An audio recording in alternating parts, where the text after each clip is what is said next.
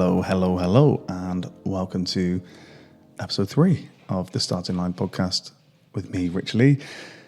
Before I get into episode 3 and our guest, I mean, you've probably seen his name anyway on the episode title, but before I do that, just a quick one again to say thank you for all of the love, all of the loveliness around episodes 1 and 2. That's with Levi Roots, episode 1. If you haven't listened yet, do go and listen. And episode 2, Marnie Swindles. She was absolutely fantastic. And to be honest, I'm just really, really appreciative of the response. If you can keep reviewing, if you can keep sharing, if you can keep telling your friends, then we can keep getting these fantastic guests the ears they deserve and the podcast, hopefully, some more attention. That would be nice. On that note, I've been talking to a lot of people about how to get your podcasts out there, all of that stuff. And of course, reviews help, sharing, telling your friends, all the stuff I just said. But we've been talking about social media promotion. And every episode, I don't know if you've seen them, but if you haven't, go and have a look on Instagram, TikTok, Twitter, Facebook. I share a 30-ish second promo of that episode. And it's put together, I'm really proud of them, but we share them and I don't know, So I'm doing the one for each episode. I was speaking to somebody the other day at Spotify in their podcast department, and they said, yeah, you get people with podcasts that are sharing 5, 6, 7 times a week to try and ride the wave of the algorithm. And that sounds crazy to me, but I want to do whatever we need to do to get this podcast out there to as many people as possible and to give as many listeners to the other fantastic guests we have each series. So if that's you, if that's something you're good at, if that's something you think, right, yeah, I want to listen to this podcast and I want to pick out the best bits and I want to, help create social media content, then get in touch. That's hello@startinglinepod.com and just say hey, or on any of the social channels. Indeed, they are brand new, so we are doing the best we can to get this to as many people as possible. Thank you. For a start, you're listening, so that's a good thing, right? On to the guest.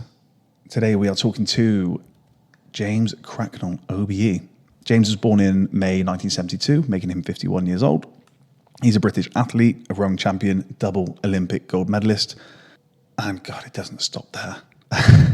So James's list of achievements is as long as your arm. He is a 2-time Olympic gold medalist. He's won 6 world championship titles, rowing, 1 junior world championship title. He rowed the Atlantic with Ben Fogle in 2005-2006. He's done a load of marathons around the world, including New York City and London. He did the South Pole Race and came second in 2008. He, in the same year, did the European Triathlon Championships. And in 2010, he became the highest placed Brit ever in 25 years of the Marathon des Sables. Now, if anybody doesn't know what that is, it is a 250-kilometre race in the Moroccan Sahara, so you can imagine the temperature there. He participated in the Yukon Arctic Ultra and came second in a 430-mile race. And in 2019, he became the oldest competitor and the oldest winner for Cambridge in the Oxford-Cambridge boat race, which he described as the most humbling experience. In 2020, he set the British indoor rowing marathon record, covering 26.2 miles for his weight and his age range, all raising money for Headway, a charity or association he's got an awful lot to do with, for good reason. We'll get onto that in a second. He set a time of 2 hours, 30 minutes, 37 seconds. So, as you can tell, I didn't want to do that thing where you get onto a podcast, you start talking to a guest, and you tell them things that they already know. So I wanted to tell you that now, before you get into the episode. As well as all of those things, in 2010, James's life changed when he was hit by a fuel truck while he was attempting a cycle, run, swim, row from California to New York. And he got hit, then spent 12 days in a coma and had a significant brain injury that we get into in the episode that left him with some speech problems, some real issues. I'll let him talk, speak exactly to it. But the fact is, he is one of the most incredibly single-minded, determined, decorated people I've ever had the pleasure of meeting. And I think people talk about this Olympic mindset, and you are dealing with one of possibly our most decorated athletes that Britain's ever produced, one of our most incredibly goal-orientated, single-minded athletes that we've ever produced. And hopefully that comes out in the episode. I think it does. So without further ado, I bring to you my conversation with James Cracknell. I obviously listen to interviews with you and various other things. You say that you feel like you didn't really celebrate any of the success. How's that been for you? You keep doing things.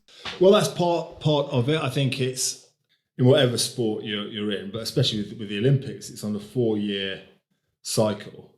So whether you're a fan of any of those sports or not, there's always an understanding of what the Olympics is. And effectively, it's everyone knows every 4 years. So it's a get out of jail card for a lot of things you don't want to do, either things your friend or girlfriend's about, because you go out for dinner with my friends and you're like, do I have to? Then you go, I've got a busy day training.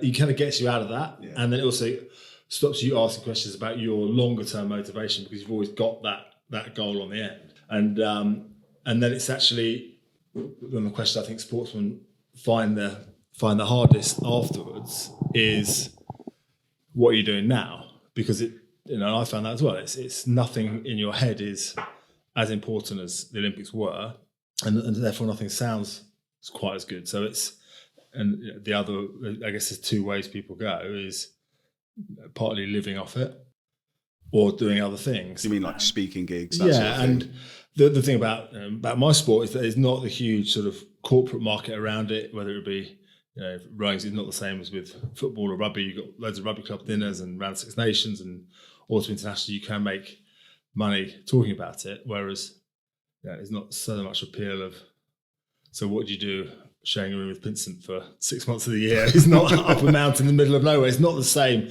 So you then carve out, I was lucky enough to get a number of opportunities. You do different things to try and make your hobby your job as well. But it is difficult. I think that one question is, what are you doing now? And the other one's, are you okay after the accident? Of which those are two questions you don't really, I guess you avoid answering yourself, but then you don't want to be asked as well. So retirement is a different thing. And do you feel like you're retired?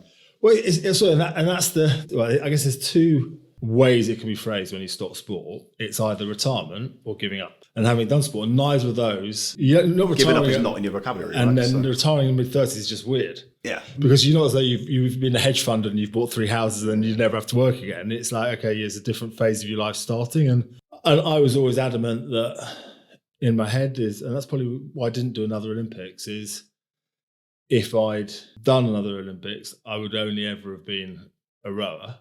And I rowed with someone who went to 5 gold medals, and he's far more than just a rower, but he's always ever going to be known as that. And you said that you think you had another Olympics in you.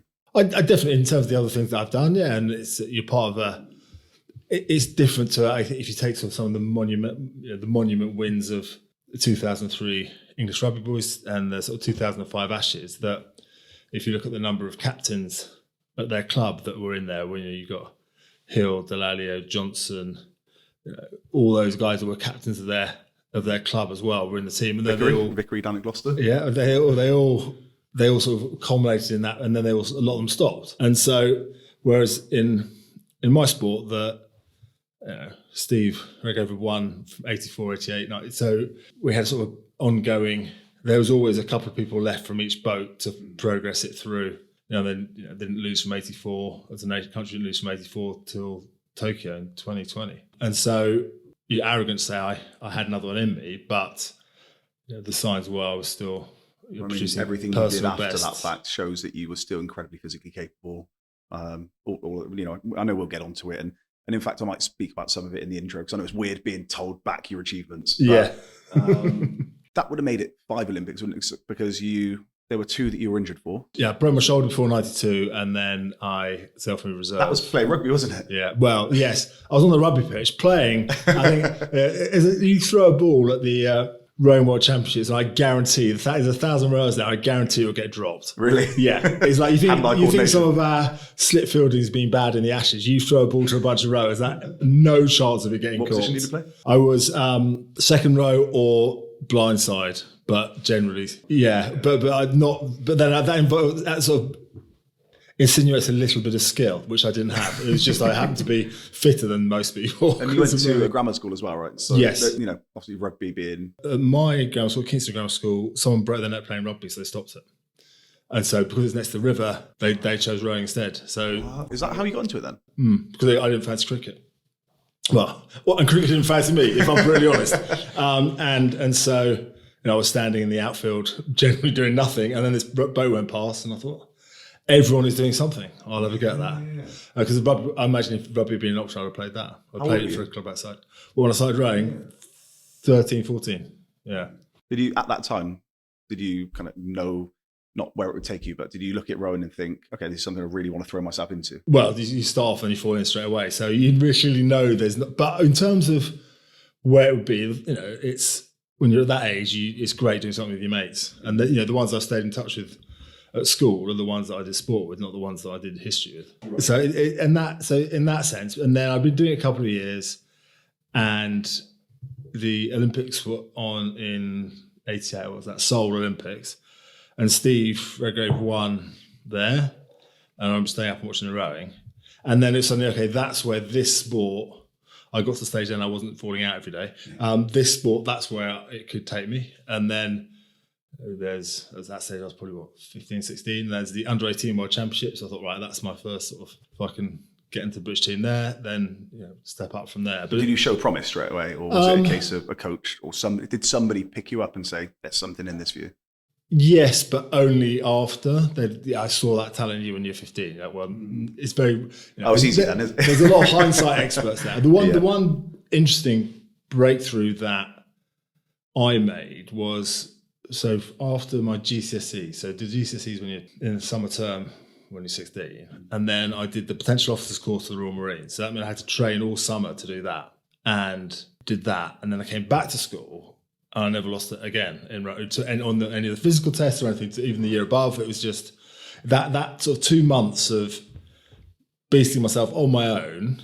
I came back better than I'd finished, whereas everyone else came back having gone to Ibiza for 2 months. And you're saying off there about the football coach who lines people up and they start at various positions depending on what they've done. Having done 2 months of extra training, I started 3 steps ahead and they never caught me up, which then gives you confidence to say, right, I can, if you put your work in, you can do that. And of all the sports I tried, it was the one where I could put in a huge amount of work at cricket or football and would get a tiny bit better. Whereas rowing, it was you put the work in, you will get rewarded. Are you a sports fan? Yeah. What's your favourite sport? To watch, I really enjoy international rugby. I enjoy watching the Alpine finishes in Tour de France. Yeah. That's waned and peaked with various drug infringements on it. But, still interesting, right? It's still absolutely. At some stage in the 90s, when everyone was on EPO, it was a level playing field, but that doesn't mean it's right. It's just still, they're going through it either way. And it's that. I guess everybody always says about the Olympics, don't they? It's like, there should be an Olympics where everybody's allowed to take performance enhancing drugs. Yeah, and that is an argument. But then you look at what isn't spoken about enough, I don't think, is take American football. I really enjoy watching American football. But their ban for steroids is 4 games. You get caught twice, it's 8 games. That's half a season. You get caught 3 times, it's 16 games, which is a regular season. Slap on the wrist, isn't it? And if you get caught 4 times, you have to go and see the commissioner. and which is, you think those guys get caught, the Dallas Cowboys are looking after them with all their medical support. Yeah. But then you realise there is no league structure there. To talk about the football pyramid here, of 100 kids that play high school football, 90 with the last game of football they play will be at high school. Then 10 go on to university, and of those 10, 9 will finish at university, and that there'll be 1 person who makes it into the NFL. But background for a lot of the guys is that it's worth taking a risk to get a scholarship, and with a lax drug policy, they're going to take steroids, buy them off some bloke behind the gym. I've seen it in sport in England. And then you think, well, hang on. So no one's giving it to you. So you think, well, if I take twice as many, and then they get a scholarship, and then you look at the number of date rape on American university campuses with guys that are testosteroned up beyond the gills, and then are also really valuable to university. 90,000 people go and watch a university American football team. They're going to be above the law. Yeah. And that's where the legal, you say, well, it's a level playing field, but it's not a level playing field if you're on a date with a £300 guy and you say no. And that's where it becomes a societal issue. So it's winning is important, but I've got 2 daughters, and you want them to go to university. You don't want them to be, there's an attraction to really athletic blokes, but at some point, if they're fueled up in the wrong way, you don't want it to be anything other than consensual. You almost went to uni in America. Yes, you almost went to UCLA, right? Yeah, no, and that was the. I think if now, with tuition fees here, but also there's over 100 guys on rowing English rowing fellows on university scholarships in the States. Was that the case when you? No, it wasn't a pathway in that sense of that there was no tuition fees here, and then it would be very, very clever ones went to Oxford or Cambridge, and there was University of London was very big as a sports, and that universities' budgets are being spread thinner now, so there's not sort of the same. You want really good rowing, then you go. Oxford Brookes University is a very good rowing university, although you only have to visit Oxford to row for Oxford Brookes. In that sense, it's not, but they're phenomenal. A lot of national team row there. But in terms of if you're good enough to get a scholarship and it's free education, why not take it? I think the risk from speaking to my parents is that you'd never come back. But yeah, it would have been completely different. And you think I think I probably would have gone now, just because it's neither of my parents went to university, so their ambition for me and my sister was to go to university and be a lawyer or a doctor. I clearly marked that up, but that's where their ambition. So I remember talking to my dad about it, and he was like, "Well, Leander Rowing Club is a rowing club in Henley, which is where Steve Redgrave rowed, and that's near Reading." And so I'd won the under 18 World Championships, and I thought, well, I'll go to Reading University, then I can row at Leander. And my dad was like, well, Reading, that's your mum can do your washing at the weekend. And that's brilliant. And that's like, you realise that's not the advice of, but you could go to Beverly Hills for 4 years free education. That's not really the advice So you give to a lad. Was it a case that having won the world champs, there was a scholarship on the table? It was not done the same. It wasn't the same sort of structured way now with people do the rest of it. There is I remember at school, the teacher goes, well, anyone who's interested in doing Oxbridge, stay behind to do sort of. And then I would go home to my folks and go, what's Oxbridge? And they go, I don't know. Whereas, because it's like, you can find Oxford and Cambridge in one, it was sort of that. If you wanted to go there, you'd have to do extra classes and take their entrance exams. And now I imagine schools will have a program to get kids ready for their SATs and which universities are going to be more appropriate for them and all that sort of stuff. So it wasn't a real way. It's just like, well, you seem to be quite good at rowing, but not clever enough to go to Oxford or Cambridge. Try this one.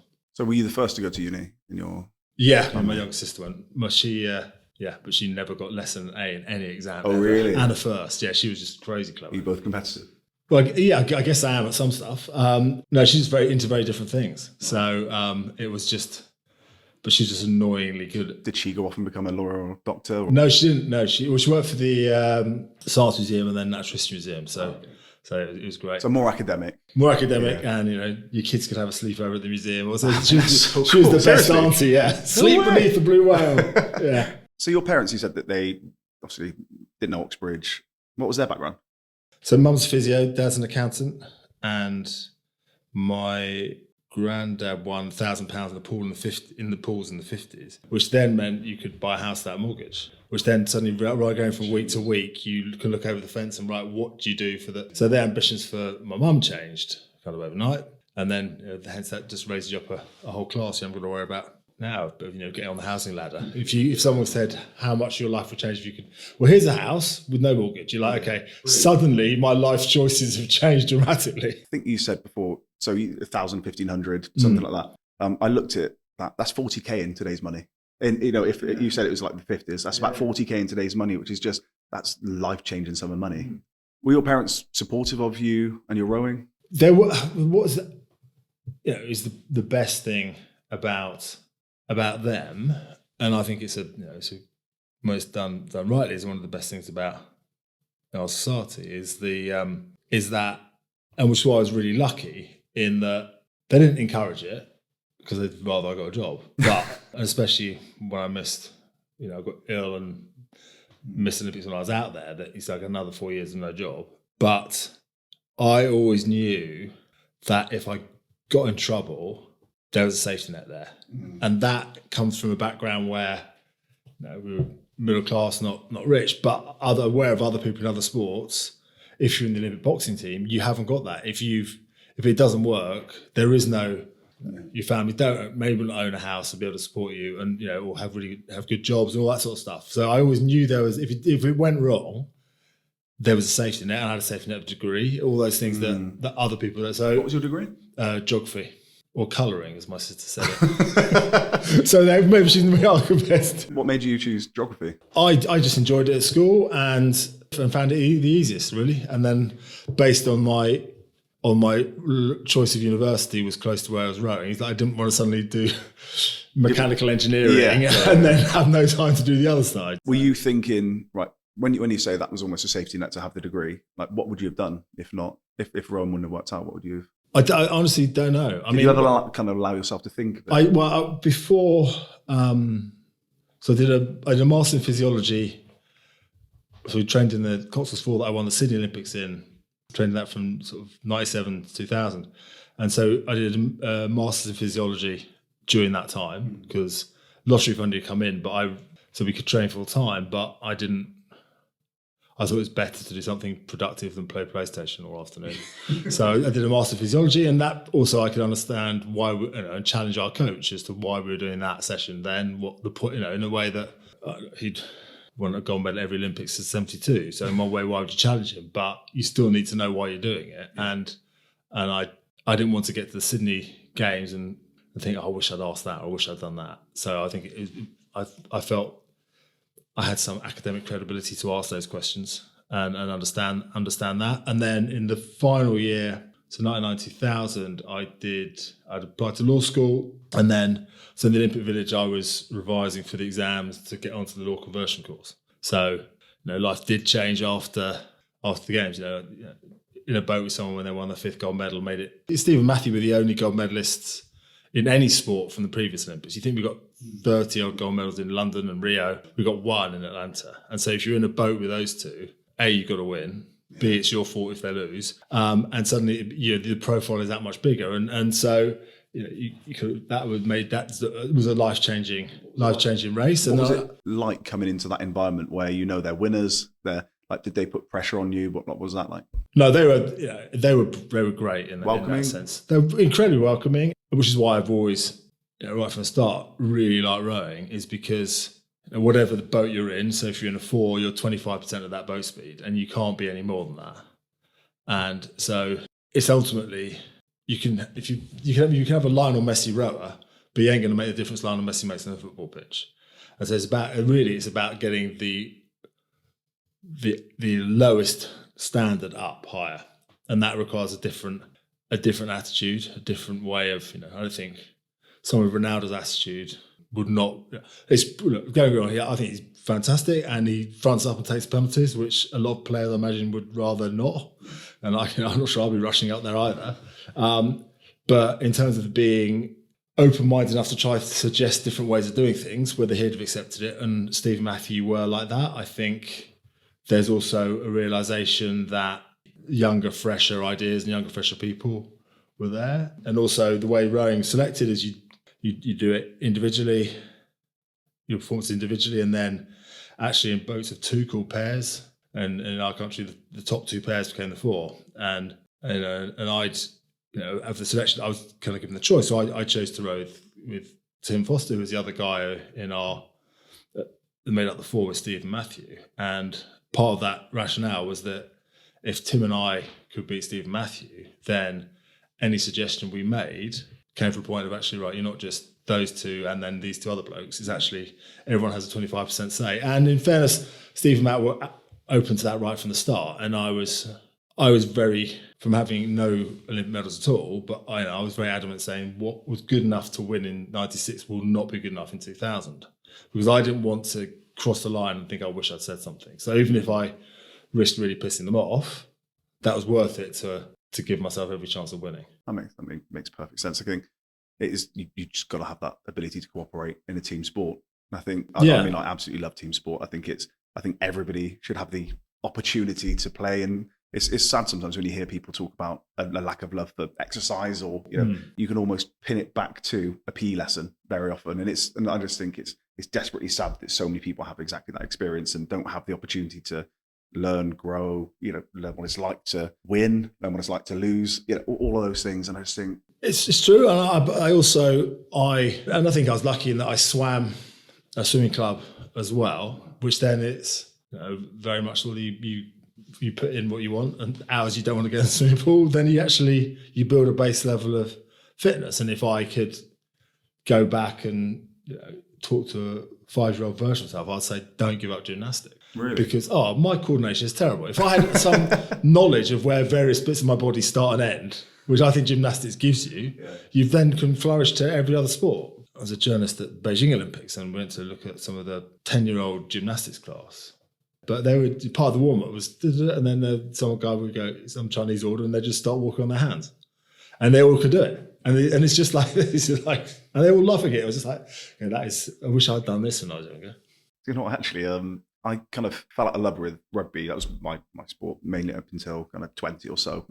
As soon as I was like, I'm not quite good enough to make it, but, I kind of fell out of love because I was like, I don't want to go get pissed all the time. Like, that's not why I played. Yeah.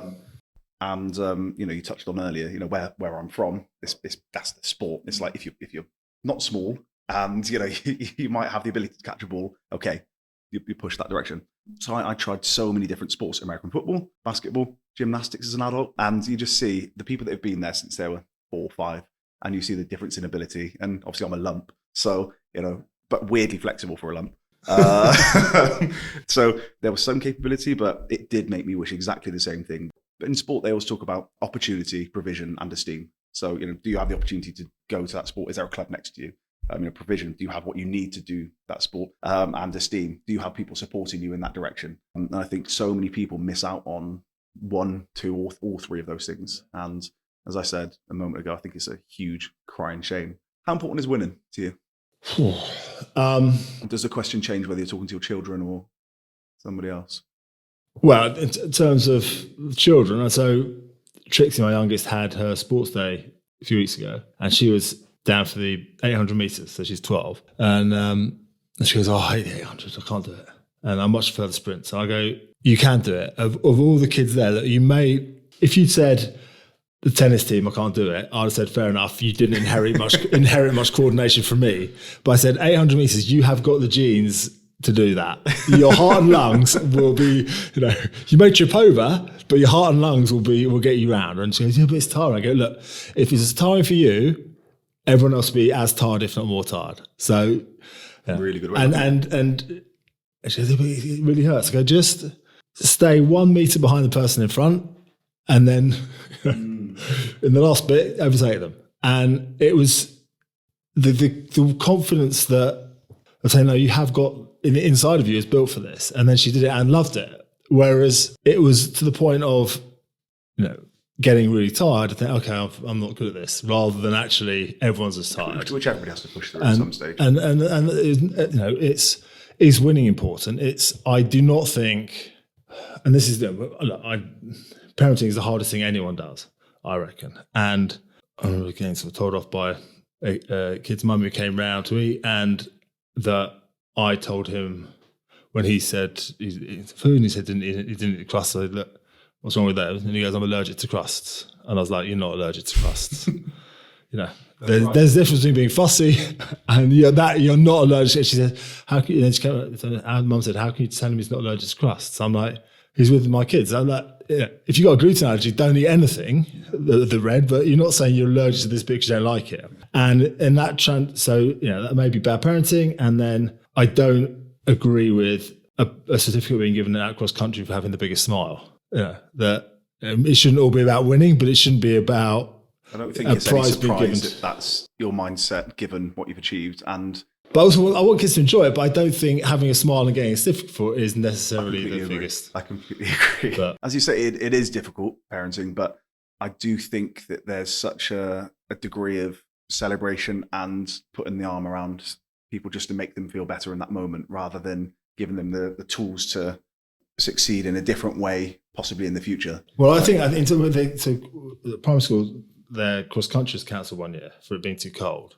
And I was talking to the teachers, and 80% of these kids are going skiing in 2 days after the school finishes for the spring term. And like, so they'll be fine on the slopes in 2 days because they've got the right kit on. Being cold is like, okay, don't wear a t-shirt. And it's that part of, and it's also, you know, where that comes from the school, whether it comes from parents, whether it comes, I don't know, but it's just, what sort of lesson is that for? Quite pervasive, that's what it is. So I think it's all around, if I'm honest.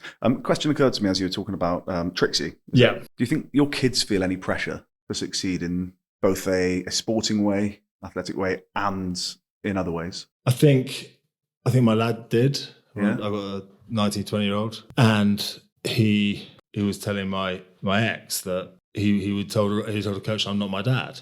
And which is really sad to hear, and especially as it was in football. And I was like, yeah, no, you're far better than your dad. You know, if you'd been in rowing, okay, you know, there's no excuse to say it ever. He was far better than me at football anyway. But it's that kind of, so yeah, do they feel the pressure? It's interesting. So Steve Redgrave, his wife Anne was the team doctor. And so we used to go to an altitude training camp over the summer. So it'd be 3 weeks up a mountain in Austria. And Natalie, his eldest, was born in the early 90s. And so my nan was a team doctor, and it was the way that they could be together as well. And so then Natalie would come at various ages, growing up on not the most interesting summer holiday with loads of blokes going rowing every day in the same lake. And so in her head, rowing and being a doctor was synonymous with really miserable holidays. And she's like, I'm never doing either. And Anne went to the LA Olympics in rowing as well as being a doctor. And so I was talking to Steve. I was saying, how's Natalie? And so she's studying medicine at Oxford. And so she rowed in the Oxford Women's Boat Race and is now a doctor. So, oh my God. So, firstly, that's a lot of pressure she's put on herself, by her parents, and then she shows exactly the things that they've done. But then, she's a tall girl. Anne's 6'3" probably. Yeah. So, and Steve's a monster. So, yeah. So, whatever pressure you put on people, it's part of it is what they take as well. You look at Farrell, and this is, may come on to anybody. I got a nasty head injury, and it happened in America, and I was coming back to hospital in this country, and I wanted to go home at that point, and I had to go and see this neurologist, Mr. Greenwood, and I know Will Greenwood, the rugby player, and Will's dad in my head. I was a doctor. Okay, I had a nasty head injury, and not everything was thinking that clearly, but I did know. I think Will's dad played rugby for England. They played for the same club for a while. As Will has said, if he's old man, if you get a bang on the head, just set your shoulder. Otherwise, you won't be able to play next week, which isn't the best advice. But anyway, and then Will swallowed his tongue playing for the Lions in South Africa, and Umunga flicked it out. Yeah. And apparently, he came around in the back of the ambulance and said, "Dad, it's my shoulder." Anyway, so Will told me this story, and so I'm in with Mr. Greenwood, and I'm relaying this to him, and I go, "Look, you're Will's dad. You take a relaxed attitude to brain injury. Can I go home?" And he goes, "Right, I'm not Will Greenwood's father. I take brain injury very seriously, and you're staying here for the next month." I was like, "No, my limited knowledge." What would you have done? Would you go back out on the bike? What would you have done? I've just gone. I've been in hospital in America for 6 weeks at that point, and I just wanted to go home. And so, but then the one scramble bit of knowledge, I know your name, that person, this is my ticket out of here. So we, as you say, touching on that's an incredibly important kind of aspect, I guess, of your, I hate to say journey, too much, but, well, no. That's 2010, the cycle accident. So you were cycling from California to New York. Yes, I got to a position of after the after the Olympics, and lucky enough that I got a number of opportunities, and for Olympics, after the Athens Olympics, you get invited to nice parties for months. So that was 2004. 2004 was the Athens Games. This party, and this bloke comes up and goes, "I'm going to row across the Atlantic. Do you want to do it?" And this guy called Ben Fogle, who I didn't really know because we were busy, and he worked on TV. And I was like, "Can you row?" And he goes, "No," and I go, "No." And then I was going to take it. So hang on, he asked you if you fancy doing it. Which is fair play. Having never rowed. No, it turns out that's the way Ben's approach to life. He doesn't, and that's why he's successful in what he does, because he just goes up and he goes for it. Throws himself into it. And I was, at that point, wasn't sure if I was going to carry on to Beijing or not in 2008. Were you still training as you had? We would just, it was these month of invites was like the first month we had off after the games. And I'm in RA and I spoke to our coach and he said, look, take a year off, keep yourself fit. If you want to come back, that's enough time. And I thought, okay, I've got no goal for the first time in a decade. Then I phone up Ben and say, are you going to do it? And he goes, yes, I've got a boat. So we rode across the Atlantic, put me off road for life, but never mind. And then I love that you say. So we rode the Atlantic. Yeah, it was miserable. You're the second person I've spoken to that's rode the Atlantic. And I bet they didn't do another ocean either. Calder Wood, MBE. I don't know if you've heard of Calder. She runs a charity called Climbing Out. And she was equestrian. Yeah. And then got injured. You showed me that Looney Tunes thing earlier on in the most freak-like way. So she, a ton bale of hay fell on her head. Compound fractures like you wouldn't believe. And so she became the first adaptive person to row the Atlantic solo. Just in talking to her, she said it like you said it. He was like, oh yeah, so I rode the Atlantic. And I'm, no, you didn't. You didn't just. I mean, to ask you how you found it is, and I know it was documented well, because there's a BBC series. There was, yeah. I mean, in terms of how finding it, the toughest part, the physical stuff is kind of okay. It becomes more about problem solving than the physical side, but the actual hardest bit was being alone in your own head, because we'd do 2 hours on, 2 hours off, all 24 hours a day. So you weren't always, who's in the cabin when the other person's rowing. So you spend time on your own, and that's a long time on your own, especially it's on the equator, so it's 12 hours of darkness. So you've got to be happy in your own head. And that was the hardest. Yeah. Well, I'm better at, I wasn't at all at the start. I would just want to get off and stop. We hadn't made such a fuss about going in the BBC filming it. Probably was smashed up on the bottom of the boat and pressed our reperb and got rescued. But vanity is an amazing motivator at certain points. And then once you got into the habit of it, and I think the reality is in so many things, whether it's doing the London Marathon, whether it be any other challenge you set yourself in business or whatever, is that to achieve it, you're taking away time from mates, family, whatever. And I remember Bev saying to me, as we were pushing off, because we had you're going to be away, planned to be away 40 days, that we had a 18-month-old. Her words are, you better bloody enjoy it. And then you're there for 2, and you've not enjoyed it. Phone. I'm not phoning up going, oh, it's really horrible. Yeah, it's great. And then actually, at some point you learn to go, actually, when am I going to row across the Atlantic again? Never is the answer.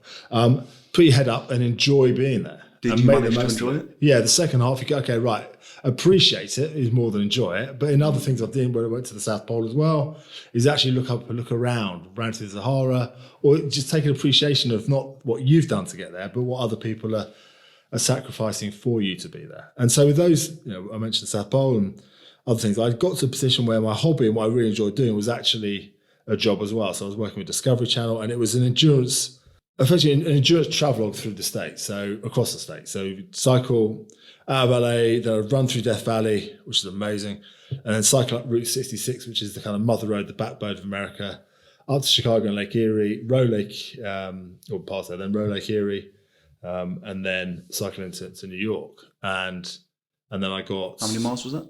It's about 3,000 probably. And then I got cycling to Death Valley, ran through Death Valley, and then on Route 66 out, not near Arizona was where the helicopter took me, but on Route 66 I got hit by a fuel truck. So I was cycling and it was when we hit me on the back of the head, and then...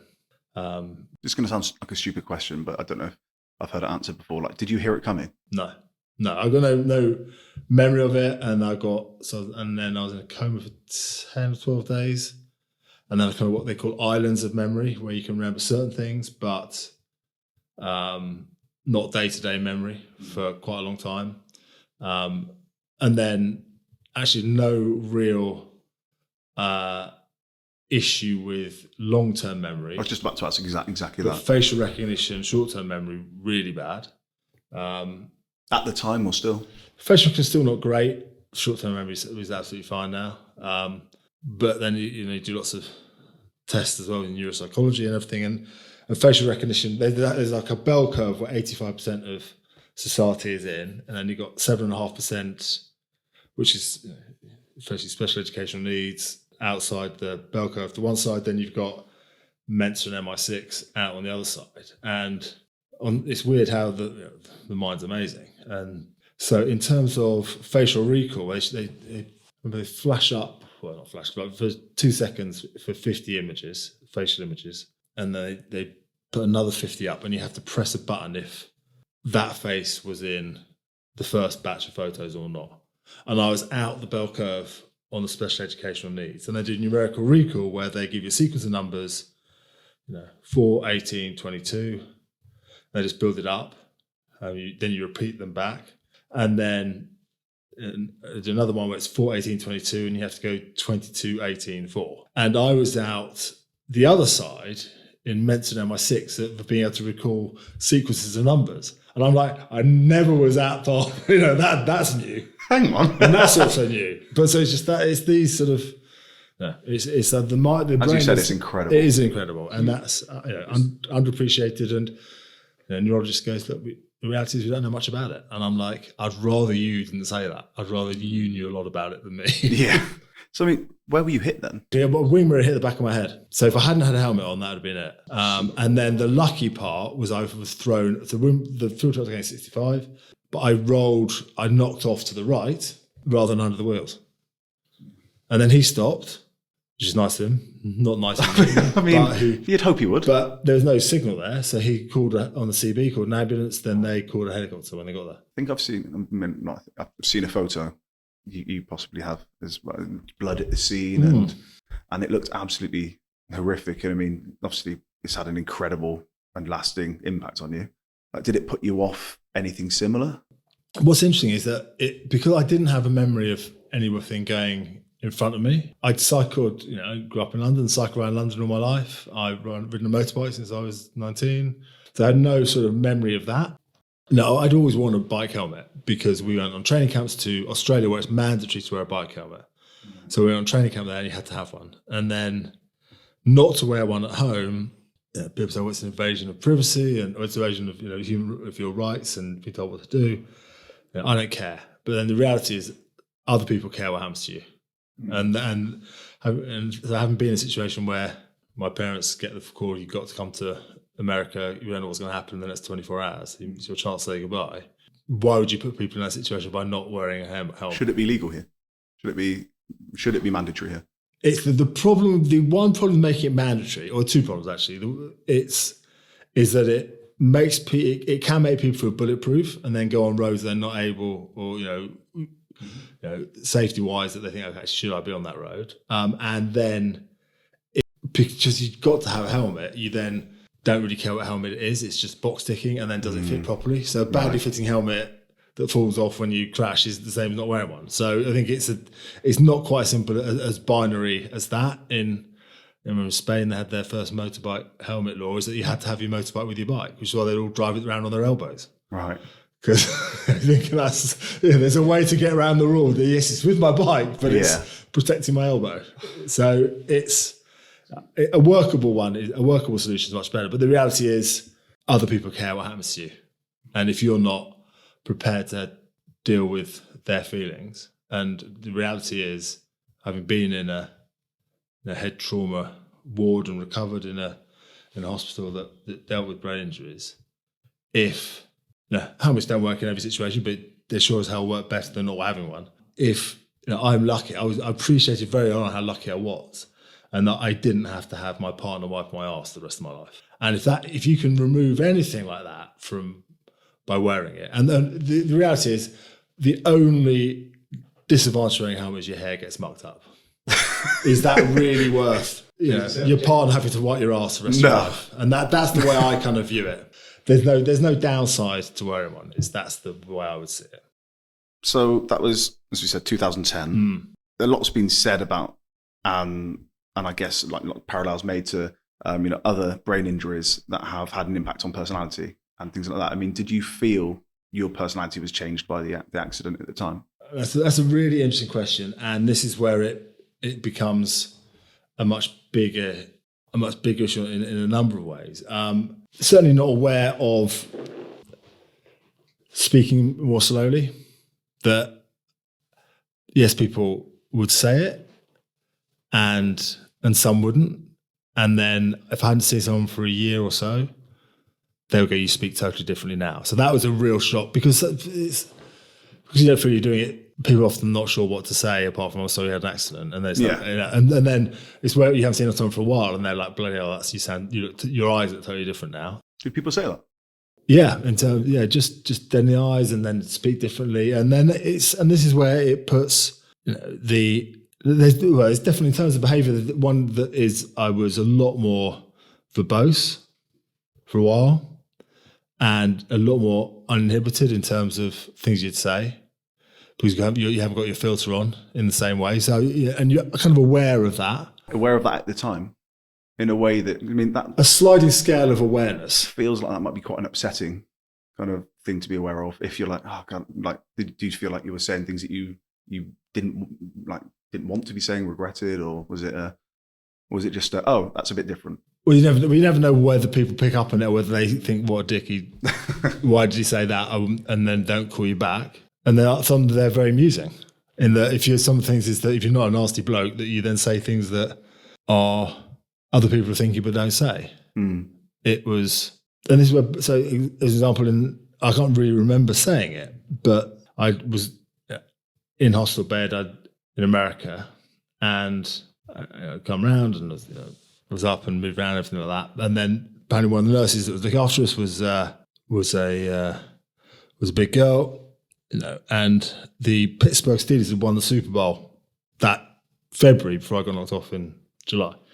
And their running back, which is the kind of like a centre and Robbie just smacks through people, was called Jerome Bettis, who was also known as the Fun Bus because he had a massive set of glutes. I remember him very well. Yeah. And so exactly, remember him well. And then, so in my head, I go, do you know the Fun Bus? You have exactly the same glutes as the Fun Bus. The same glutes? No, yeah. So you went somewhere I wasn't expecting. Yeah, so we're the same massive backside. Yeah, so again, somebody else might have thought it. Yeah, and not said it. So yeah, she got a big bum, but they go, ha. No, but I remember it's a sort of way of what triggered it off was the Fun Bus. So I said, oh yeah, I know someone called the Fun Bus, and so that element of it. And then one of the first events I went to was I went off for 2010, the London Olympics for 2012 to be a fundraising Olympic thing around probably 6 months after I'd come back from America. Anyway, it was the sort of lucky enough the BOA supported by some members of the royal family, Prince Dan, obviously. So anyway, Prince Harry was there. This boat was at the bar, and I was going for a bar for a drink. And then I go, he must have been again, it may sound very weightist, but I looked at him and I go, you look just like Prince Harry in a fat suit. Exactly. See, that's funny to everyone around you. Not to the guy. Not so funny to him. And then you would also that level of filtering. Yeah, they were not in the way of it's going to get you in a huge amount of trouble in the tube or anything like that. But there's an element of filtering out things, and then the other harder and more difficult part is at home because you're being at the breadwinner of the house, that you're not working, you're losing income, and your life's changed, and then in sickness and health is fine. But the reality is, if it's not just your life as the victim that's changed or has the accident, but your partner's changed, life's changed, your kids haven't got the same dad. How old were the kids at the time? Croyd was 7. Trixie was 1. Kiki was 1. Trixie was Bear Fan actually was pregnant when I was in a coma. So they're young as well. And then the stress of firstly Bear being pregnant, and then my loss of earnings. Then also I couldn't drive for a long time, and then I discovered I had epilepsy. So then I couldn't drive again for another couple of years. So suddenly your partner is dealing with different personality, someone who can't drive, and she's pregnant, you've got 4 kids, suddenly not 3 or 2. And it's the whole, all those other stresses added to which, whether it be behavioural change, whether it be, for a long time, I was not good at a changing structure. So if plans change, so what we're doing at the weekend, and you said I've got kids, that no plans are set in stone with 3 kids. It's a movable feast. And if one of the parents is really bad, if plans change, that is not conducive to an easy weekend. And then that stress comes in with life. And the reality is, and this is where the work I do with HTML is really important. Bev was also effectively my case manager in terms of what outpatient treatment I was, entitled to, whether it be, sorting out anti-epileptic medication, whether that be therapy, whether that be ongoing neuropsychology, everything else, and then loss of earnings, and then dealing with 3 kids, and suddenly all those other stresses is enough stress running a household, and then you're being the case manager, and then how long was that ongoing kind of treatment for, or is it still ongoing now? Big issues that the neurologist, neuropsychologist, when checked out is the wrong word, but when I was checked out or discharged, wherever the word is from hospital, that it gave lots of very useful, I'm sure, instructions. But I remember 2, and they were, or 2 things. Don't get hit in the head by a truck. That would actually be more useful than 80% of people with a brain injury get divorced, and where you are after 3 years is where you'll be for the rest of your life.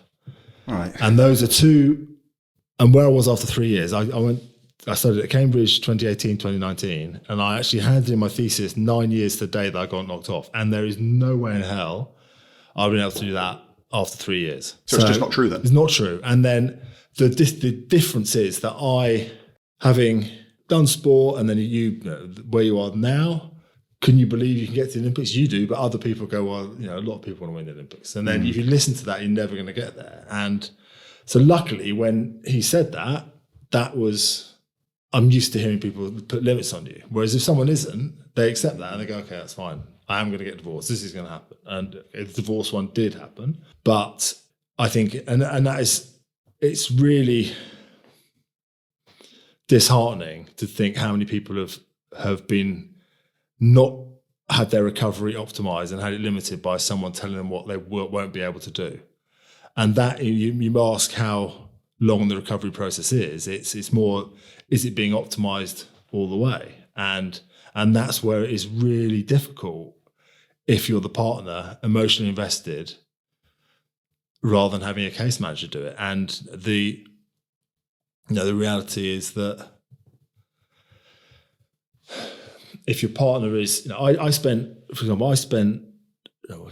19 through to 30, 31, 32, we train twice in the morning, rest in the afternoon, have an afternoon nap, and train again the afternoon, evening. And apparently afternoon naps aren't normally that useful in a working day. So when I stopped sport, I had to sort of get out of the habit of an afternoon nap being a productive thing to do when you're 30. And then suddenly you're coming from a brain injury and everyone's saying, look, if you feel tired, just have a nap. And then you're worried you're not earning for the house and someone's telling you to go to sleep. Mm-hmm. You think, well, how am I helping going to sleep? But you're obviously helping your brain recover. And then if your partner is your case manager and you've had a stressful time, all marriages are stressful, but again, it would be different behavior, not what your partner signed up for, everything like that, that if your partner then telling you to go to rest, it's one of those days, go and have a lie down. Mm. Even though it is the right thing for you to do, coming off the back of other stress is very different from your case manager doing it or other experts telling you, right, you need to rest. I was going to say it's a personal question, it's a personal interview. The reality of it, to your point, it's important to be very open, and this happens to people all over the world. And the recovery. How many people are being told you're probably going to get divorced, mate? How many people are being told that? You said that obviously you're not the breadwinner. You're not bringing any money in. Was there financial difficulty at that time? No, there wasn't. In terms of not on the breadline, no, there wasn't. But in terms of, yes, were we eating savings? Yes, and was there? And the perception of work. I was very lucky in that the Olympics were in. There was Olympic work coming in. They may have wanted to sponsor current Olympians, but they were busy training. Whereas you got a limited number of Olympians with gold medals that are around to pick up that work. So if the Olympics had been if the 2012 Olympics had been in Rio, not London, it would have been much harder because you pick up that kind of work. Kids at school and school fees, and you don't have to send kids, but you're signed up for that. And there's the whole load of before you start in negative before you even get out to zero. And so there's that side of it. And the reality is that we were very lucky in that it's actually luckier in that period of life. It's less lucky when you're getting divorced. But, my peak earnings were when I was 30. So we had that buffer of having won a couple of Olympics and the bonuses and all that, and the sponsors are very lucky to have, had happened at that stage of life. So I had a buffer, which I don't have now, but then I did. So in that sense, it was not that of which other families have far more stress than that. I guess that's what I was trying to get to as well, is, you know, it's hard to relate to a double Olympic champion, you know, but anybody listening to this that, you know, might be going through something similar, they might think, okay, yeah, there is hardship. And I mean, I guess I'm intrigued. Well, the Olympic, in terms of, you know, it all depends on what. So when I stopped at the Olympics, my aim was to get to the point of retiring where I didn't have to work for 6 months. I could choose what job I did. It's not ending. It's not when Lionel Messi finishes at Inter Miami. He's going to think, what am I going to do in 6 months' time? He never has to do another thing. Don't get me wrong, having 6 months to really choose what I want to do is a luxury that less than 1% of the population have. I totally accept that. But it's a finite time, and it gave me the luck, you know, and I was aware I had that choice. I wanted to make the time to do something that would, you know, feed the family, and, you know, I would be motivated to do for the rest of my life, and, you know, and contribute to society. But and that's why it is. I think I chose to talk about having a brain injury, because it is, and not, you know, it's times when I really regret it, because I never wanted, the Olympics was something I did, not who I am, and I didn't want the rest of my life to be defined by one day when I got hit by a fuel truck. And if you talk about having a brain injury, you are that bloke with a brain injury, as opposed to that bloke in a rainbow. But at the same time, there are so many people who have had setbacks and have got an injury and may not think there is any way back. And there's, you know, it's actually how you respond to a tough time that makes the difference. And so having, you know, someone in the public eye a little bit say that, okay, it is tough, but this is, and showing rather than telling that, okay, you can get back to this point. I think it is really important to do that, in the same way that epilepsy there's a real stigma around it. There's a lack of understanding around it. And it's similar to, there's a lack of understanding around brain injury. When if you have epilepsy, you can't drive for a year, and you're very lucky, you get a discounted rail card, and then you're on a train, you get discounted tickets, and then you show your tickets to the guard and on the train, and we give them a ticket, and then they'll often say, "Have you got your disabled rail card?" And everyone else looks around and goes, "Well, he's all right. What's wrong with him?" Because it's not visible. Exactly. And suddenly you're like, okay. And then so there's all those little, and everyone has a different way of, a varying level of confidence to cope with a comment like that. Yeah. And I was kind of okay with it. It was quite embarrassing, but I think, okay, fine. But some people may really, if they're having a bad day and that, it's the last thing they want, or they're with work colleagues. And, my work colleague, my basically, you dickhead. Where is it? You got a blue badge. That's their way of course, doing it. Whereas if you're doing it with, you wanted to get promoted within your work, and you think, okay, yeah, but can they cope with this level of pressure? You know, if you've got a deadline for this, then actually it might be better to go to their colleague who can do. So that's sort of it. It's different. How did you feel about yourself in that time? Well, I think it's also, that's when it does, comments of people around you make a difference. Bev was phenomenal in those first few years after the accident, but there are frustrations there. And so whether it be, say, for example, that I wasn't resting in the afternoon, so therefore I'm not looking after myself. Whereas in my head, if I'm sleeping, I'm not helping the family earn money. So that's conflict. And then if a partner's life has changed because they're not able to do what they do because you're not working as much or whatever, then those frustrations turn into sniping comments. And then if you're already on a low confidence, really hit you a bit harder from the person you care about, which then made, in that situation. So I'm not putting it on her. It's a whole behaviour thing as well, is that actually should I have been prioritising rest to then get work? But it's a real difficult situation. You have to have real confidence to go, no, I need to go and have a 20-minute nap in the middle of the day. It takes a lot of belief that's going to make you better and more productive. And then makes the phone up and go for, say, do you want to come for a drink? And I'll go, and then you're confident, and you'd rather not go out. Yeah. Which then puts more pressure on you're kind of there all the time. Of course, there's no social. So other people, your mates taking it off you rather than your partner's always taking it. So it is a whole. So in terms of the question of how I feel about myself, the rest I was just low on confidence, and I felt my shit was drifting without really having a planned direction, which is the first time in my life that it has done. And that's where case manager does really come in. And I mentioned the work I'm doing with HCML as their sort of rehabilitation ambassador, and they've got a client there who's actually similarly had a bike accident and doing push bikes.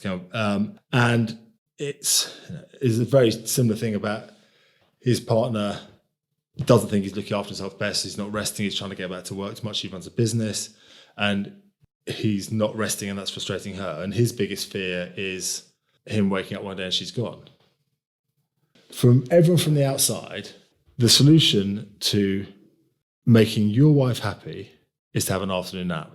That is not the hardest. As 1 + 1 goes, everyone can see that as actually, she'll be satisfied that you're take care of your health. That'll mean your fear of her waking up one day or you wake up one day and she's gone is not there. And when you are at work, you'll be more productive because you're rested. But it's that being told by your partner and believing it's the right thing is very different to your case manager, or actually, which is why HMO got me involved, to actually talk through my experiences of it. And if I could go back, I would rest more. And it was interesting for me, and his neurologist also said, don't drink for 6 months. And for me, that wasn't a problem. It's for the Olympics, so our last drink would be New Year's Eve when it clicked over to Olympic year. So our final was, say, Sydney was 23rd of September. So our last drink was the Millennium New Year's Eve, and we didn't drink until the 23rd of September. So for a neurologist telling me 6 months... You can do it. I've done that before. Yeah. Whereas if you get smacked on the head by an RSJ on a building site, and your neurologist says 6 months, you go, oh, God, your mates every week. It's like, and that suddenly is not possible. Whereas an afternoon nap for him may be brilliant, I'll take that. Whereas for me, the afternoon nap, I spent 10 years getting out of that, but then drink, okay, that's fine, I can drink. That's fine, I can do that. I've done that before. Whereas afternoon nap, I've got out of that. I'm not really productive. I'm not very productive when I'm asleep. And there's those little things, and that's where having a team of people around and what therapy works and doesn't work. In terms of, people work as sports psychologists, and I think they are great, but we're in a team environment where we're absolutely all committed to the same goal, and our dreams were in each other's hands. We had a really honest, open relationship about how we were going to get there. And so we would share problems, and we'd come into a room like this, we'd have it out, but as soon as you left that door, there were no grudges. And we kind of lived by that. So we didn't work with a sports psychologist. And our coach was very much as a team of 5, and he knew us all really well, rather than having someone come in and drop out. And so when I went to see a neuropsychologist, I remember the first time I went there, there was just really 2 armchairs, and one had a small table with some tissues on it. And I said, "Have you got a cold?" And she goes, "No." She goes, "No, they're for you in case And my thought was, you ain't breaking me, which I realise is not the approach you should have going into a therapy session. And I wish it's the approach you have if you go into an Olympic final. Exactly, and so that's where then you come home and then Bev set it up, and it's like, oh, she's rubbish. Rather than to the case manager, no, this is the right person. You don't like this therapist, we'll try this one. Right, and that's where it suddenly becomes. It's much more a professional relationship, and rather than your partner has spent time researching where to the right neuropsychologist, and then you don't like, why do I bother? Rather than actually your partner will phone up the case manager and go, you didn't go with that neuropsychologist, can we find another one? Is there anyone else you can talk to? Is that kind of the role that HCML plays? Yeah, and it just and that's where you go, right, however long ago, you said, how long is the recovery process? The bottom line is optimizing the recovery. So there's less ongoing costs on things that you then have to sort out afterwards. Things that means you can get back to work early. Means you're a better dad, better husband, better everything. All the things are optimized, and that comes from having experts in a number of fields. The brain really conquers and controls everything. So, example of luck, the NHS is fantastic with acute care, but it's only got a finite budget, and case management and rehabilitation is expensive, but if you don't optimize your recovery, the costs are going to come back in again. And so I had epilepsy. I had a seizure, and my son had to call the ambulance.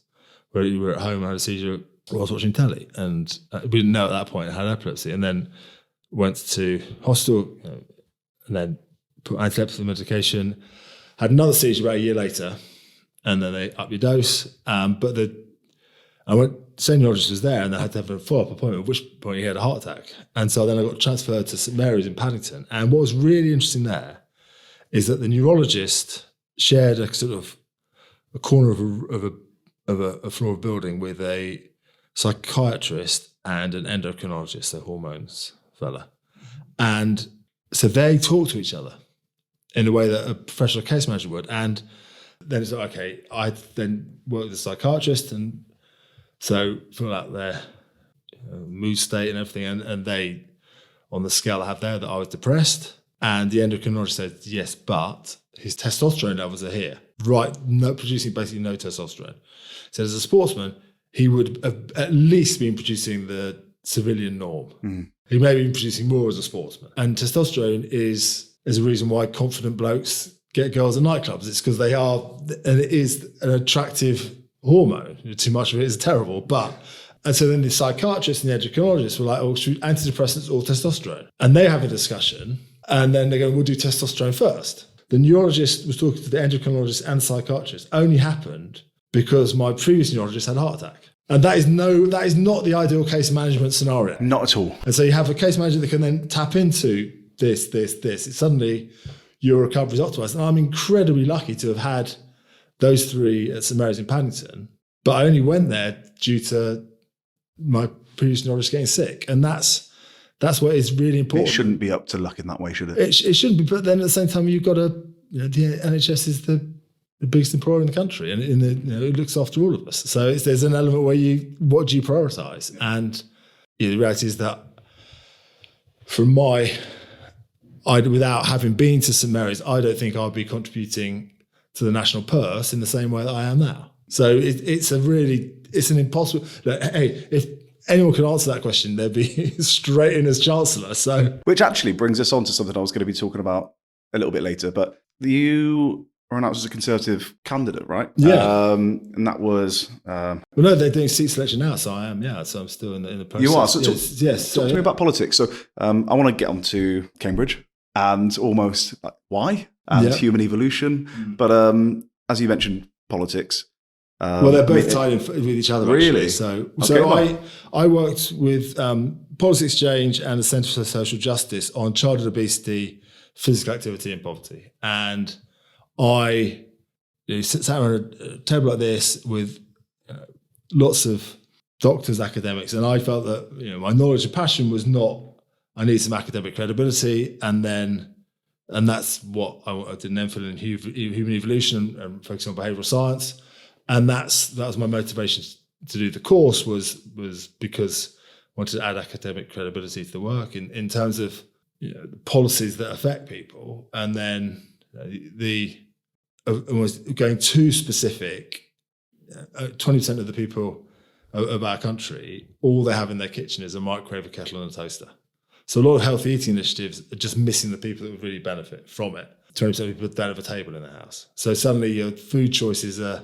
Again, it's just things like that make a big difference. And physical exercise is only 20% of people walk a mile continuously once a year. So 80% of people don't do that. That's 20 minutes. So then you realise, okay, and so that was the motivation to go to Cambridge to study this, to get academic credibility, to see if I could have a positive contribution to public health policy, and also prove to myself and anyone else that academically, mentally, you're 100% there off. That was going to be my how I got to 2019. Going to uni was that you proving to yourself and to other people that you could. And it was the point was, and also to do the bow race, also Cambridge bow race. So physically and mentally, if I could answer those questions, it meant that question didn't need to be asked. And the reason for doing that course specifically was public health policy and preventative healthcare, which then. You realise in the place you have the most influence is in Westminster, and then in the process now of selecting MPs to fight for the general election when it's going to be. It's then you've got to. It's such a different process to. Sport is completely objective. It's if you're faster, stronger, and race better, you'll win. It's completely subjective for someone to trust you with their one vote. And just because you were good in the rowing vote does not mean you'll be good representing them or whatever issues are going on in their constituency. And it's a humbling, fascinating process. But your interest in it, I guess, started from a public health perspective. Yeah. My mum worked for the NHS, and that's the interest in it is that I was really fortunate to benefit from lottery funding and the public's love of sport. And you go to events that are funded by the National Lottery, and there'd be lots of different beneficiaries of the lottery there. And I felt I stood out like a sore thumb because everyone else is there for selfless reasons, whereas I was supported to do a selfish thing of what I wanted to do. And then suddenly, and people go about, well, it's the London Olympics is legacy, people being successful is legacy, but actually, we do need people to aspire. We do need people to inspire and to aspire to. But for me, I think I'd rather have a legacy of public service than having achieved something, which is why politics and making people's lives a bit better. Feels like you can do both. But then you've got to persuade people to give you the chance to do the second one. Being faster is you kind of within your control. The other one is you got to persuade people that actually you're not in it. Have you watched the Schwarzenegger documentary on Netflix? I have actually, yeah. Like just then I was thinking, okay, well, sport, elite level, and I know bodybuilding is very different to something as objective as rowing. Just that it's that mindset. I think that's what keeps cropping up. You said a few times that the academic stuff you've done, which bear in mind is a degree, a master's, and an MPhil. Yeah. You said it's about academic credibility, almost proven to other people that you have a right to speak. It was a right to speak to your coach. Now it's a right to speak to the public. And I mean, human evolution as a topic is fascinating even to learn. I mean, that must have been, put the boat race to one side, that must have been an experience anyway. Oh, it's just phenomenal. On levels that it just easily understandable. So to give you two examples, take Polynesian expansion. So when it comes down from Asia through to the Samoan, Fiji, Tonga. And so there's a hypothesis about a thrifty gene. So in times of hardship, your body will store fat to be used, food to be used as fat, and a fuel. And so the boat journeys that they went down and the islands that they got to, by the time they got there, only the people that had the ability to store fat were strong enough to survive the ordeal. And then you get to an uninhabited island, and your diversity as a population is really limited. So you're building. So within that gene pool, you're just building up the ability to store energy for when it's needed. And then you look at Samoans. They're massive. 80% of them are overweight because they've got that really small gene pool. Suddenly, colonies the British Empire's coming and bringing loads of food. They're suddenly living in a land of nothing and a boat full of nothing to a boat full of everything. So their obesity rates are terrible because what was adaptation to get there is now maladaptation. And so they have to have, so you talk about professional rugby teams here, is that the Samoan and the Islanders have to have a different regime off season. They look at a buffet and they put on 20 kilos. They look at a gym. Well, they said they look at a gym and they put on muscle. Massive, yes. So they have to have a different waste program and a different food program. And so that's just understanding that how behaviour is really important. Trying to recall it. I think Trevor Leota, I remember hearing about him off-season wasps. I think the coach, I can't remember who it was at this point, would send somebody around with him to make sure he wasn't just eating everything that was inside. Yeah, well, there's no MSG on those islands. That's why they love KFC. And the other one that is fascinating is Genghis Khan, of how he conquered China, because his armies would fight. They'd take two horses. So they had one to ride, one to drink the milk of the other one. Chinese army, lactose intolerance. They had cows hauling rice, hauling food. And so when he captured one town, the Chinese would send a messenger to tell the next village they're on the way. Genghis' army the slowest thing in their army was a horse because they're using the other horse for energy and fuel. And so no army could keep up with them whereas the Chinese are lactose intolerant. So it's just the level of how those simple things make a huge difference to our society. It's just that actually the behaviour is such a... It's super fascinating. And it must have been to study.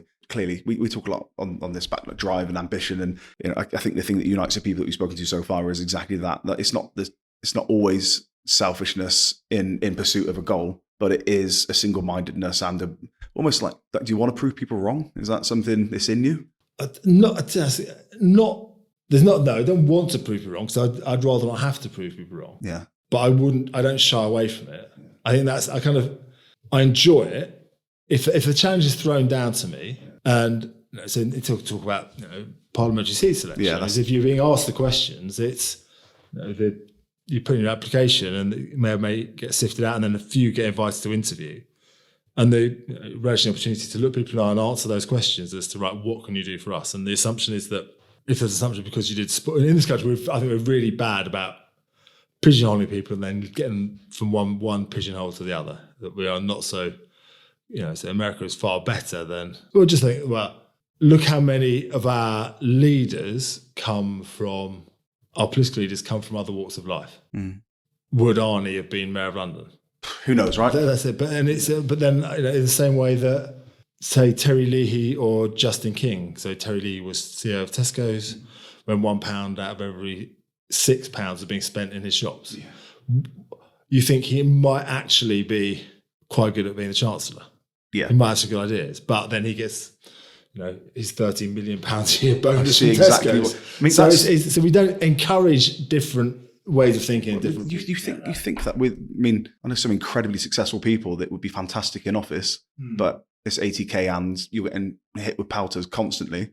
And I think you're right. I think that's the other thing but then it's you've got to have a real will to do it. And that's not to say that's transfer, but he's not CEO of Tesco anymore. And could he, and so I think we put limits on ourselves and actually, and I don't think it's just within politics. I think it's society. And, I'm married to an American girl. And if it's changing, I'm sure, but stereotypically, if your neighbour turns up in a really nice car, the response, I think, more than not here is, why they got that? Mm. Whereas in America, I can get that too. And it's just that subtle difference that actually enables it to be an inspiration rather than an instant suspicion. I've got a theory that we in the UK build people up, if they're the underdog, all the more perfect. Build people up until they get to a point, and then there's almost a can't wait to watch you fail. If you fail in any way, we're going to be on you. Whereas in the States, it feels like, for faults on either side, obviously, but in the States, it feels like there's you can do it. There's a support, there's an optimism. And here, that exists up until a point. Yeah. And then it becomes as to what you just said about the car. Why have you got that? Why haven't I got that? As you say, it's fascinating because it is a very, very different approach, and brighter people than me can probably work out why, but it's I don't understand it either. No, I think that's where there is an advantage for diversity, and now I think people roll their eyes. The reality is that it's fine for me to talk about diversity because I'm white male middle class, and I've had I've been the tide carried one way for a long time, and actually having epilepsy, a serious accident, and a brain injury, those are barriers. Suddenly, if you go into a hotel and you say, the gym, you say, no, hang on, you've got epilepsy. Or the swimming pool, so there's some of the barriers there are slightly, I'm appreciative of them in a way that I never was before. So what do you want to do in politics then? So what's the aim? I think the big aim actually, for the point of getting is to actually make people's lives better, whether that's your 80,000 constituents. And then my big motivation is preventative healthcare, because 95% of our NHS budget is on treatment, only 5% on prevention. And so at some point it's going to be a snake that bites the head off itself, because you can't keep doing it that way. You've got to stop people getting ill. And preventative healthcare. And so, you touched on obesity earlier on. How much of a role or an impact do you think obesity has on that 95%? Take obesity as an example. So the cost of treating obesity and the effects of obesity are more than the police force and fire brigade per year. But the big thing, 80% of us are going to die of an insulin resistance illness. So we eat too much of the sugar. So there's just behaviour or a non-communicable disease, a lifestyle, whether that be respiratory, heart disease, type 2 diabetes, all the things that are controllable. And that's the thing that does benefit the economy by looking after them to be more productive. Are we as honest about it as we should be? But the problem is... I'm not trying to trip you up there. I'm not trying to lead you down that path. Because I've got my belief is that we're not. I think we lie to ourselves. Okay, I was on David Cameron's government. I was on as an obesity round table, which is looking at lifestyle. So that was back in 2014. So that long ago. And then that was disbanded when the EU referendum was ratified, because they're going to spend a lot more time campaigning. So it gets kicked down. And then actually when Boris Johnson got COVID and attributed to being overweight and out of shape, that for the first time, it was actually not physical exercise, but what you ate became an issue. That no one can outrun a bad diet. So it's what you put in as much is more than what you burn off. But then that gets with all the problems associated with the bills of COVID, and then straight into Russia and Ukraine. That it gets shoved down the pecking order by other issues. And the reality is, it's going to be a generational change. And if we don't do something about it, no modern nation has come up with a solution for it.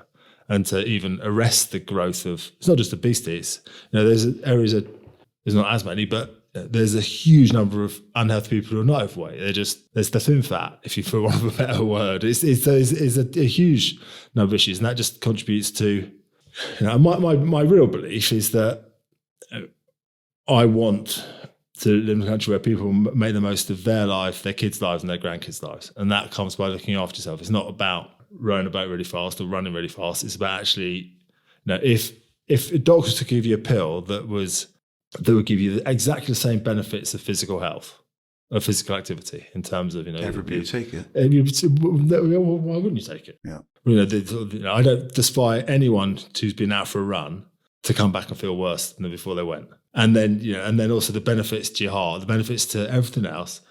It's not good for weight loss, it's good for weight maintenance, but it's more just the benefits of it are huge. And so there's that. Is one of a society of people, and I'm lucky in the sport that I did, in that I've got mates who played rugby seriously or whatever, and they go, "Do you want to do something tomorrow?" And they go, "Let's go for a run." And they go, "I can't run. I've got a knack of back, knack of this." And I go, I've had 3 operate jaw, thumb, knee. And it's impactful. It's hard. Then you got to work your way around it. I know, and then they go, "Well, you didn't all do a stupid sport." Yeah, it's a bloody stupid sport. I said I've got the heart and lungs of a 20-year-old. I've got a bad back of an 80-year-old. But apart from that, I'm fine. And so there's all, and it's that. But this is making be able to live. I want my kids and my grandkid, if I'm lucky enough to have any, to not think, "Oh, okay, we got granddad can't do that." I like there'll be a long time before I'm not able to go for a bike ride with them. Yeah, and that's part of that. And I'm lucky in that I invested through doing sport in my health early on, and it's amazing. You look after it. Is the brain is like, I know from experience, the brain is wonderful. Our bodies are amazing. We just got to look after them. And I think it does come back down to just an honest conversation about it, and not feeling like you have to pussyfoot around almost the topic. Well, this is where in terms of what you want to achieve in Western, the one thing that I would change would be the childhood measurement program. You get measured at 5 and 11, so before entering primary school, and then when you transfer from primary to secondary. And so if you're overweight at 4 or 5, you get a letter to say your child's weight management problems, that come and talk to us about this. And so, but that is known as the fat letter. And then suddenly the person you want to engage has gone, "You calling my kid fat?" And then so you've lost them. And then the next measurement is 5 years later. And so 1 in 5 kids enter primary school overweight. 1 in 3 kids leave primary school overweight. And if you're obese at 11-year-old, 80% of obese 11-year-olds are obese adults. They're basically, their future life is predicted at that point. And you've by alienating people at that point, and so therefore you actually, so Amsterdam has actually got a very good project where they identify areas where there are a large number of kids who are at risk of being overweight. And then, so it's that area, we need to focus on inclusive groups in this area and measure them every year. We're not doing that. So that's something you can, and it's going to be a generational change. And that's, so you've got to start somewhere. But the problem is that there's going to be no political benefit in 5 years' time in the next general election for the money you've put into that. So therefore, it gets kicked down the road, and then the big bill is going to be met by our kids and grandkids. And again, would you vote for me? And again, but the cycle does then continue. Those children will become parents, and their habits will be passed on, and nothing good comes of that. I mean, we've seen it. We've seen it generationally. What's happened. I mean, do you think Do you think media and social media has any kind of bearing on public health in that sense? Do you think it has? What could change? Well, in terms of, I think the only, and I can see in terms of social media, is there's a real fear. I would hate to be a kid now and then exactly images of just like body. Imagine being 14 body now, conscious images. It's especially a 14-year-old girl. I mean, your daughters. I've had to navigate it. My eldest is almost 17, and just and I've said a million times, I'm not equipped to be a father of a teenage girl in 2020, whatever. It's a rough time. And so I don't know. I'm not sure. I don't know how social media works. It's difficult at parents. It's difficult, if you're a lower income family and then you haven't got the affordability to buy in bulk, and then your areas that you live in are going to have more fast food outlets and all the things that. It's also 60% of our pets are overweight. Is that right? And we're in complete control of what our pets eat. And so we still overfeed them. And there's an element of that we need to take responsibility as people, personal responsibility. And I remember picking up, I got a couple of French bulldogs and from the breeder. And I was talking about health issues and they said, look, vet, insurance, and all that. I said, well, look, the biggest health issues are going to be from their bodies too heavy for their skeletons and their muscles. And they said, right, stand over. So they use whatever, 2 months old, 3 months old. They said, stand over him. I said, that is the shape. Keep that shape. And I took a picture on my phone, and that's the simple instruction. They think, okay, well, that's the shape it should be. I said that his shoulders will be, they're not the best designed dogs.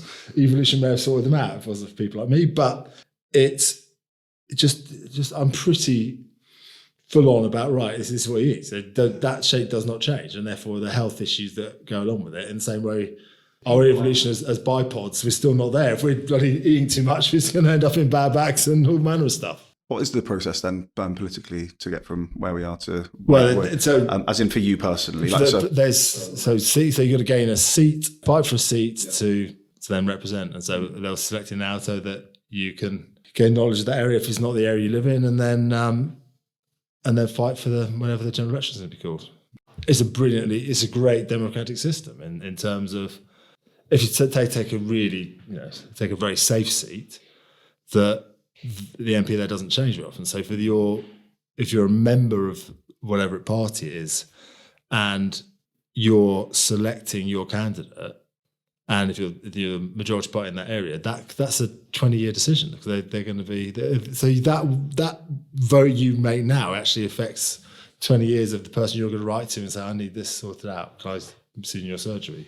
So it's so you got to persuade people, and I think that's fantastic. And they don't care what you've done; it's what you're going to do for them. But essentially, it's becoming an MP. It's the thing to. And if that doesn't work, then if the way I view it is that if I get everything I can, and if it doesn't work, then I would go back and for think tanks and try and affect policy that way. And I mean, you've got an incredibly valid voice in this space, and I think it's important that we listen to the people that have. You come into this with the best intentions. And in my view, anyway, there's an empathy towards it. Or well, no, thank you, and that's I think something I want to do and I have to do.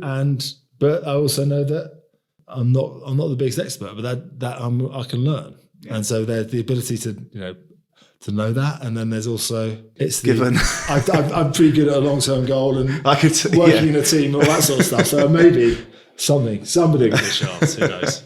Well, I mean, and then I guess to go back to the boat race and that single-mindedness, and the reason that I bought the Arnie documentary, and with that drive and ambition, and then the goal to achieve, you set yourself a goal. Obviously, you were learning anyway. You went to study, but how much of a percentage? We talked a lot in percentages, didn't we?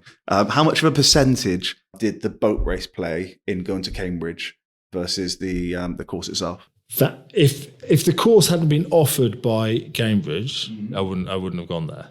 Right. So it was offered by UCL and Cambridge. How motivated, I guess, were you by the oldest competitor? Can I be the oldest winner? Did that come into your mind at all? No, that didn't.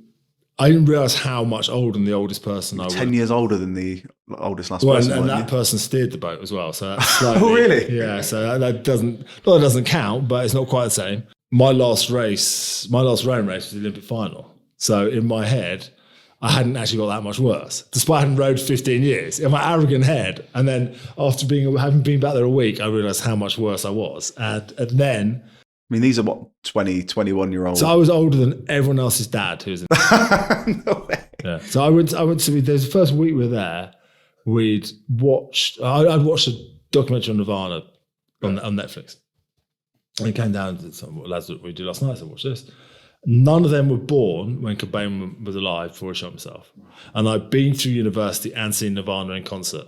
And I was like, okay, my cultural references are slightly, I got married in 2002 and I had no idea about Tinder. So suddenly, so it's a whole different world. But then having been given a real slap in the face in the first week back at training, it's okay, right, everyone's moved on. The older you are, the better you were, and not the better you are. And then it became, I'd set myself this challenge, and that getting in the boat was the first thing. And then so there was how many people were kind of vying for the spots? 8 spots, right? The 8 spots in the blue boat, yeah. And so at the start of the year, it was 40 or 50, and then it gets whittled down, and then it's probably me and another guy in the last sort of month before. James Cracknell, I'm not getting on that boat. Well, I think also I was very lucky and I timed my run very well. He performed really well all year, and I just got in. I was the last man in the boat. Like I come to the Cambridge, I'd run a 2:42 marathon, so heart and lungs are brilliant.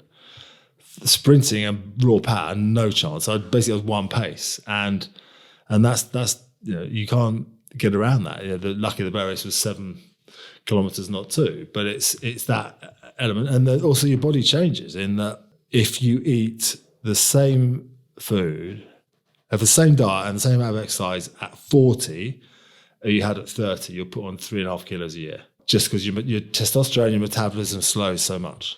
And that actually 2.5 hours is the amount of weekly exercise recommended, 5 half hours a week. And the reason people give for not doing it is they haven't got enough time. But yeah, so then to burn off 2 cans of Coke and 2 slices of pizza, which isn't a huge meal, is suddenly your weekly exercise. So you realise that you can't outrun a diet. You just got to, and then, there's an adage of, breakfast like a king, lunch like a prince, dinner like a pauper. Whereas even if people are trying to be good, they may not have breakfast, have a light lunch, they have a big evening meal before they go to bed. So they think that's probably not the best time to have your biggest meal. So it was all manner of things and that's where behavioural change comes in. Did you go into it feeling like you and the other 7 guys could do it? The worst level we'd accept on the race day was the best we've done in training. So you don't sit on the start thinking, we've got to do something you've never done before. You do something, the best you've done in training was all right. So you think, that's our bare minimum, and then use the adrenaline of the race day to do that. And then it's a big day. It's very different to the Olympics, where all the crowd's 2,000 meters away. Here, you boats, helicopters, and the crowd are right on top of you. And so you can get your adrenaline could be. I watched it. The boats are right in front of you, as like 15 meters ahead. Well, and then you walk out to that noise, and you got to warm up for 40. So your adrenaline could go really early, and then you want to be your adrenaline to be at its highest on the start, not 45 minutes before. So experience on that side of it was useful. I think also. Did you pass that on? Yeah, and I think also not being afraid to challenge each other. It's obviously nice about it. It's trying to win something is very different to it being yours and someone trying to take it off you. And this is our race. They are trying to take what's ours. Fight for a bit harder, rather than you're both trying to win something and then we never know. Maybe we just came short. This is ours. This is ours. Yeah. That must have been super inspirational. And I guess it's similar to the mindset of the 2003 English rugby team. I think they went there thinking it was theirs. If someone's trying to knit your bag off you, you're not fighting a rag, it's yours, hold on to it. There's that kind of an element of that, you just hold on to it a little bit longer. Brings me to, I didn't know this, your medal's being nicked. Oh, yeah, but that's... What? I know it's very different, but were you in the house at the time? No. When did that happen? So that's 2006, like that. I wasn't sure if it was pre or post injury. It was that must have been like... They're what they are. The memories are far more valuable than the medals, and that's the worst case is that they're quite battered anyway now. So the IOC I'm sure they've got the cast still, so you get some new ones. So they are that side of it. Is that you asking? Is I can have 2 different ones. So I'll pretend I've got 4. But no, so that's What did it mean to you to win? It was really special, and also doing it on the one day you had. There was no heat, no semi, no. You got one chance to do it, and you're only there for 1 year. And you walked away from Cambridge with obviously the degree. Yes. Having won that. Yes. And with your now wife. We met at Cambridge, and then she came back, and then I think I owe as much to it to lockdown as anything else, because she got locked down here. Okay. Rather than it be my romantic attraction, the irresistible nature of an English guy, I think it's more the fact that she can fly back for ages. Well, James, thank you so much for coming in. This has been a lot of fun. So I really, really appreciate you making the time. No, pleasure. Thank you very much. Thank you. And there you have it.